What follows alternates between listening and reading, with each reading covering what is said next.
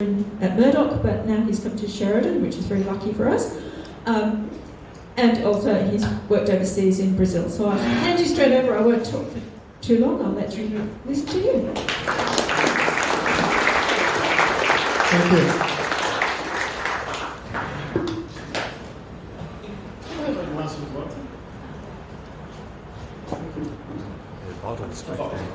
All right, look, it's very hard to be the next speaker because James is unbeatable. And I always learn so much from him. And I love his passion and godliness and commitment to the right things. And it's really a true honor to be your friend, to call yourself my friend. So the purpose of this talk here is to discuss finding meaning in times of tyranny. And certainly it is something that I have learned in history from, for instance, our forefathers in England who fought against tyranny in the past. Some 100 years ago, they fought for the rights and freedoms. And the American founding fathers did the same. Perhaps because we have been absent of this level of governmental oppression, now we are facing this situation.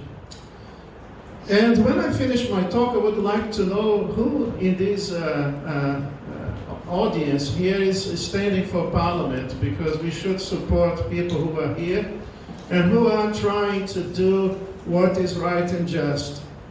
I think we have a very distorted idea of government in Australia.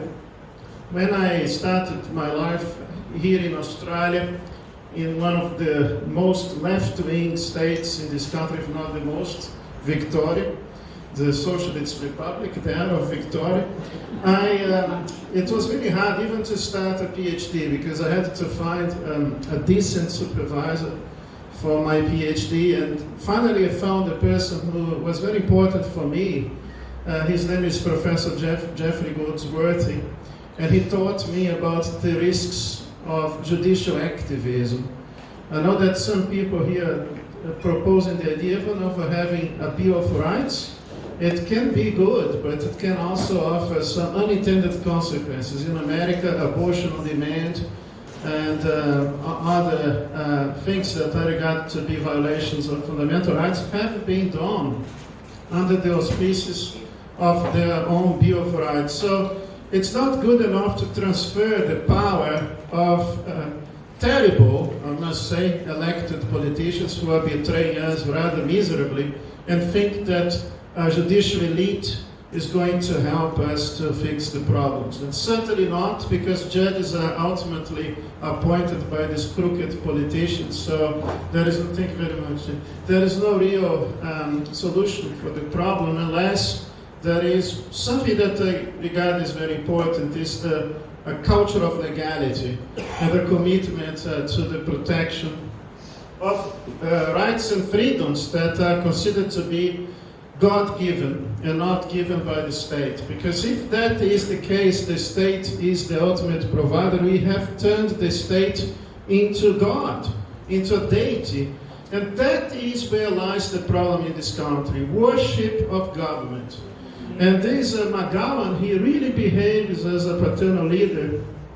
And that is the recipe leading to disaster in this country. This idea that the government is the ultimate provider for all things from cradle to grave. I think this is also one of the consequences of the social gospel that many churches preach, including the Catholic Church, to believe too much and trust too much in government, in human beings. It would ultimately lead to disaster.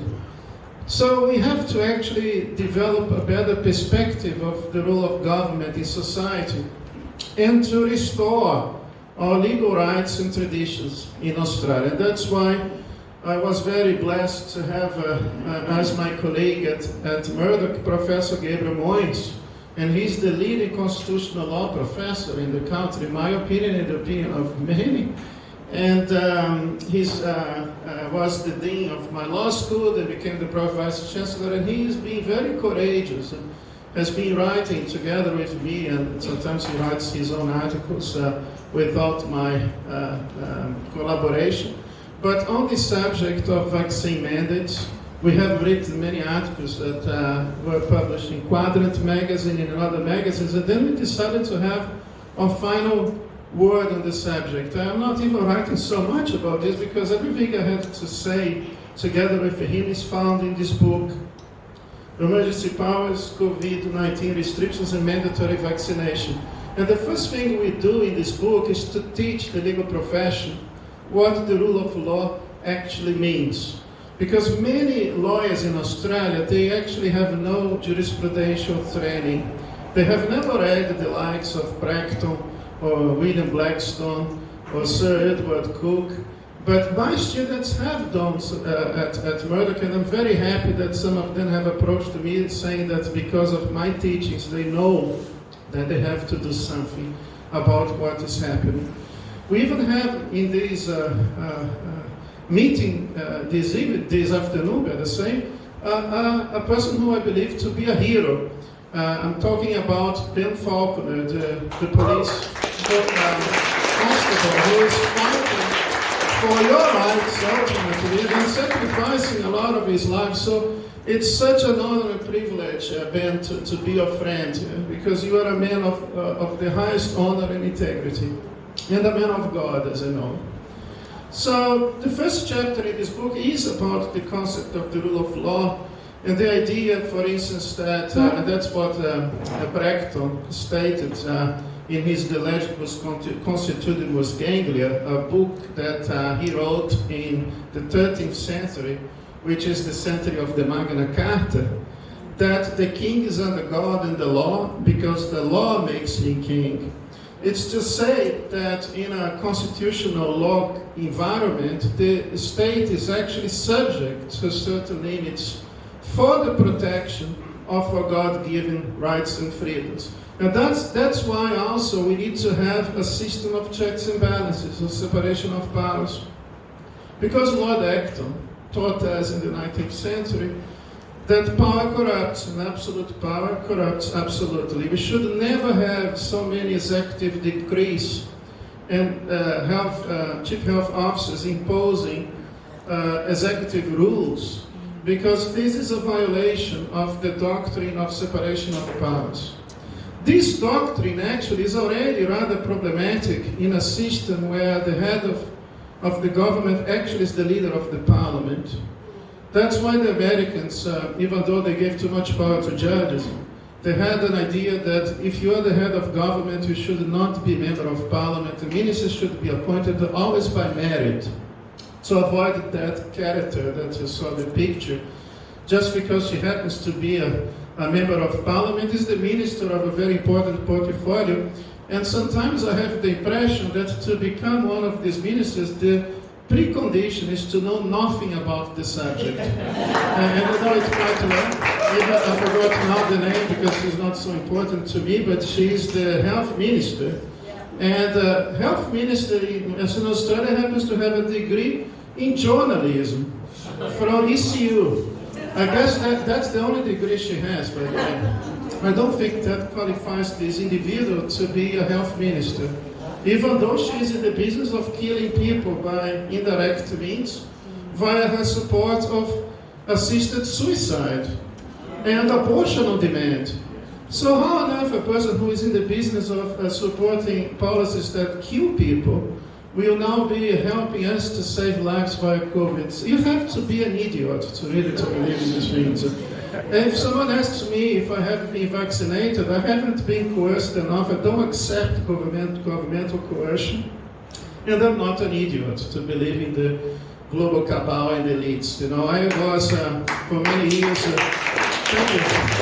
Well, that's the case. I was for a couple of years the senior vice president of the Liberal Party. After all, nobody's perfect in this life.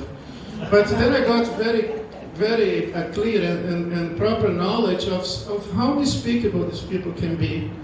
Because in my interactions with the government, I realized that there was no real concern for what I have referred to, the rule of law or individual rights. It was always about how to get elected.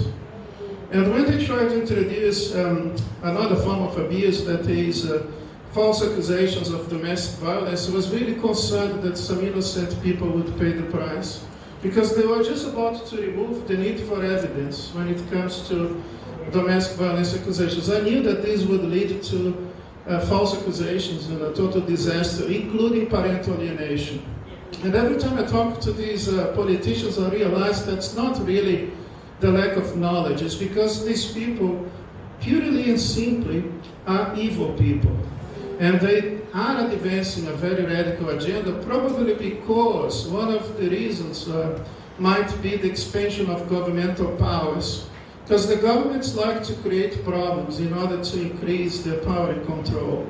Most politicians in Australia are narcissistic people, and they would love to have more power.